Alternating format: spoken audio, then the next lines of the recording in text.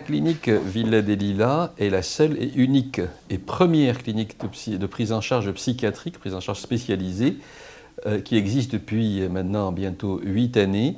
Et ses spécificités, elle a ceci de particulier qu'elle donne une offre de soins adaptée à la pathologie mentale et aux addictions en particulier. Ça veut dire qu'on donne la possibilité aux personnes de dépasser leurs difficultés à travers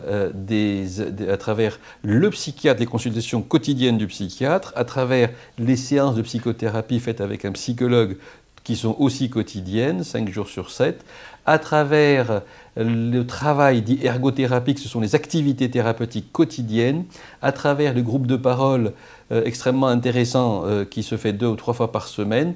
En plus de cela, il y a la prise en charge de l'infirmier, du soignant spécialisé qui est permanente. C'est ce qui explique que le travail des patients sur leurs difficultés se fait pendant toute la journée, tout le temps pendant lequel ils restent éveillés. C'est ce qui explique qu'un traitement médicamenteux qui est donné à l'extérieur de la clinique peut ne pas du tout avoir d'action, et quand il est donné à l'intérieur de la clinique, ça fonctionne. C'est ce qui fait dire à certains que la clinique en psychiatrie, les murs soignent. En fait, c'est la prise en charge qui soigne. Le développement de ce que nous appelons, nous, SOS Psychiatrie, donc et les urgences psychiatriques, c'est de répondre à une demande extrêmement importante, extrêmement lourde et difficile pour les patients qui sont à un moment donné, et leurs familles, qui sont à un moment donné dans l'incapacité de dépasser une situation de crise. Et donc, les urgences de la clinique Villa des Lilas sont ouvertes 24 heures sur 24 pendant tous les jours de l'année, 365 jours par an. Et ils répondent tout le temps à travers une équipe spécialisée, il n'y a que des psychiatres qui apportent la réponse à une crise. Les crises, ça peut être des crises d'angoisse majeure, des attaques de panique, mais ça peut être surtout des crises d'agitation grave, souvent qui sont au décours de la prise de drogue, ou bien qui sont la conséquence de la décompensation, donc du déséquilibre d'une maladie déjà installée psychiatrique qui, à un moment donné, n'est plus stable, n'est plus en équilibre, ou bien ce sont des états dépressifs graves, ou bien ce sont des états de délire extrêmement importants, ou bien ce sont des tentatives de suicide. Donc c'est une prise en charge extrêmement lourde, ce sont des problèmes extrêmement difficiles, et on a innové à travers le développement de SOS Psychiatrie, qui est cette possibilité qu'on donne aux familles d'avoir recours à une action à domicile. Il n'y a pas plus difficile à gérer pour les familles que la maladie mentale, parce qu'ils ne savent pas comment la prendre, parce qu'ils sont dépassés, parce qu'il peut y avoir de la violence, parce qu'il y a beaucoup de souffrance psychologique, et cette souffrance, elle est contagieuse, tout le monde est dans souffrance, et souvent ça dure longtemps, c'est quelque chose d'extrêmement lourd, et les familles ont beaucoup de mal avec cela.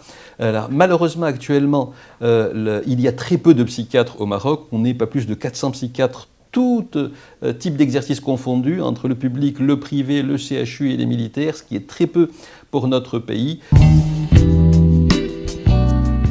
Quand il y a quelque chose qui ne fonctionne pas bien, il faut chercher une solution. Vous savez, il faut chercher une solution parce que la solution existe. Il y a des spécialistes qui peuvent apporter une énorme aide à la souffrance psychologique. Quand quelqu'un n'est pas bien, et il dysfonctionne, il n'a pas un fonctionnement qui nous semble normal, c'est qu'il y a une souffrance quelque part. Et cette souffrance, il faut savoir la prendre en compte. Comme il y a une souffrance physique, il y a aussi la souffrance psychologique. Il faut lui apporter une aide, il faut que les gens sachent qu'on peut les aider. Et quand ça ne se passe pas suffisamment bien ici, il faut aller voir ailleurs, donc auprès d'un autre confrère éventuellement.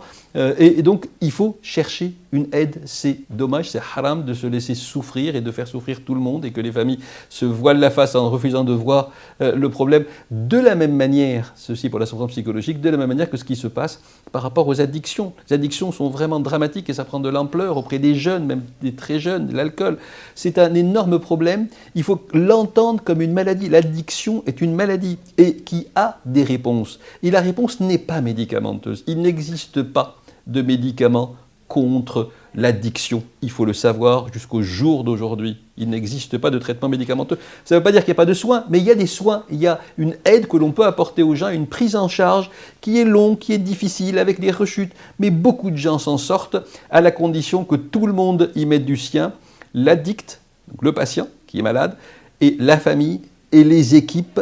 Et c'est à travers cet effort de tout le monde qu'on peut aider les gens à en sortir. Mais le mieux reste encore la prévention. C'est que dès qu'on constate qu'il y a des choses qui dysfonctionnent chez nos enfants, il ne faut pas se dire « non, moi, mon fils, il ne peut pas toucher à ça ». Non, tous les enfants, je dis bien tous les enfants sans exception peuvent toucher à la drogue.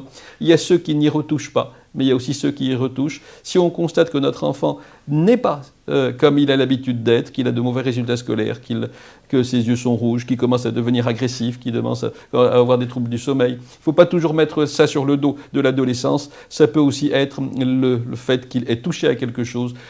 Quand on prend en charge le problème suffisamment tôt, on arrive à en sortir beaucoup plus facilement que si on ne le fait pas. Donc la prévention reste quand même l'essentiel.